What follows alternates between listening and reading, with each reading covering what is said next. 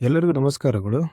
ಕರ್ನಾಟಕ ಪರೀಕ್ಷಾ ಪ್ರಾಧಿಕಾರದ ವತಿಯಿಂದ ಮತ್ತೊಂದು ಪ್ರಕಟಣೆಯನ್ನು ಹೊರಡಿಸಿದ್ದಾರೆ.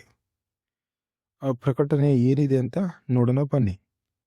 ಸರ್ಕಾರದ ವಿವಿಧ ಇಲಾಖೆ, ಸಂಸ್ಥೆ, ನಿಗಮ ಮಂಡಳಿಗಳಲ್ಲಿ ಖಾಲಿ ಇರುವ ವಿವಿಧ ವೃಂದದ ಹುದ್ದೆಗಳ ನೇಮಕಾತಿ ಸಂಬಂಧ ನಡೆಸಲಾದ ಕನ್ನಡ ಭಾಷಾ ಪರೀಕ್ಷೆಯ ಅಂತಿಮ ಕೀ ಉತ್ತರ ಹಾಗೂ ತಾತ್ಕಾಲಿಕ ಅಂಕಪಟ್ಟಿಯನ್ನು ಪ್ರಕಟಿಸುವ ಬಗ್ಗೆ ಅಭ್ಯರ್ಥಿಗಳು ಈಗಾಗಲೇ 28/12/2025 ಕಡ್ಡಾಯ ಕನ್ನಡ ಪರೀಕ್ಷೆಯ ಕೀ ಉತ್ತರಗಳನ್ನು ಪ್ರಕಟಣೆ ಮಾಡಿದ್ದರು.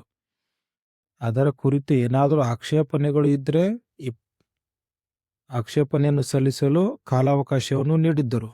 28/12/2025 30/12/2025 ಒಳಗೆ ನಿಮ್ದು ಏನಾದರೂ ಆಕ್ಷೇಪಣೆ ಇದ್ದರೆ ಸಲ್ಲಿಸಬಹುದು ಅಂತ ಇಲಾಖೆ ಸೂಚಿಸಿತ್ತು.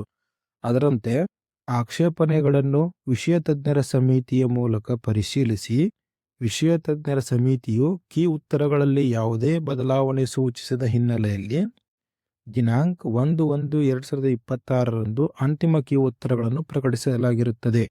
ಅಂದರೆ ಬೋರ್ಡ್ ಕಮಿಟಿಯವರು ಆಕ್ಷೇಪಣೆ ಬಂದಂತಹ ಎಲ್ಲ ಪ್ರಶ್ನೆಗಳನ್ನು ಪರಿಶೀಲಿಸಿ ತಾವು ಪ್ರಕಟಿಸಿದಂಥ ಕೀ ಉತ್ತರಗಳಲ್ಲಿ ಯಾವುದೇ ಬದಲಾವಣೆ ಕಂಡು ಬರದ ಹಿನ್ನೆಲೆಯಲ್ಲಿ ಅದೇ ಉತ್ತರಗಳನ್ನು ಅಂತಿಮ ಉತ್ತರವನ್ನಾಗಿ ಮತ್ತೊಮ್ಮೆ ಇವತ್ತು 1/1/2026 ಪ್ರಕಟಿಸಿರುತ್ತಾರೆ. ಅದರ ಜೊತೆಗೆ ಅಭ್ಯರ್ಥಿಗಳ ಕಡ್ಡಾಯ ಕನ್ನಡ ಪರೀಕ್ಷೆಯಲ್ಲಿ ಗಳಿಸಿದ ತಾತ್ಕಾಲಿಕ ಅಂಕಪಟ್ಟಿಯನ್ನು ಕೂಡ ಪ್ರಕಟಿಸಿರ್ತಾರೆ. ಅಂದರೆ ಇದ್ರ ಜೊತೆಗೆ ಏನು ಮಾಡಿದ್ದಾರೆ ಅಂದರೆ ಈಗಾಗಲೇ ಬರೆದಂತಹ ಕಡ್ಡಾಯ ಕನ್ನಡ ಪರೀಕ್ಷೆಯ ತಾತ್ಕಾಲಿಕ ಅಂಕಪಟ್ಟಿಯನ್ನು ಕೂಡ ಪ್ರಕಟಿಸಿರುತ್ತಾರೆ. ಆ ಅಂಕಪಟ್ಟಿಯನ್ನು ಈ ಕೆಳಗೆ ನೀಡಿರುವಂತಹ ಲಿಂಕ್ ಮೂಲಕ ನೀವು ಡೌನ್ಲೋಡ್ ಮಾಡಿಕೊಳ್ಳಬಹುದು. ಒಂದು ವೇಳೆ ನಿಮ್ಮ ತಾತ್ಕಾಲಿಕ ಅಂಕಪಟ್ಟಿಯಲ್ಲಿ ಏನಾದರೂ ತಿದ್ದುಪಡಿಗಳಿದ್ದರೆ ಪೂರಕ ದಾಖಲೆಗಳೊಂದಿಗೆ ನೀವೇನು ಮಾಡಬೇಕು, 2/2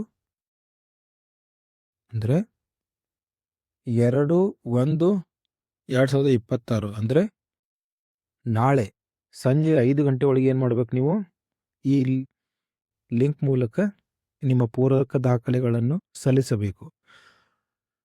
ಪೂರಕ ದಾಖಲೆಗಳನ್ನು ಸಲ್ಲಿಸದೇ ಇದ್ದರೆ ಅಂಥ ಆಕ್ಷೇಪಣೆಗಳನ್ನು ಪರಿಗಣಿಸುವುದಿಲ್ಲ ಅಂತ ಇಲಾಖೆಯು ಖಡಾಖಂಡಿತವಾಗಿ ಸೂಚಿಸಿದೆ.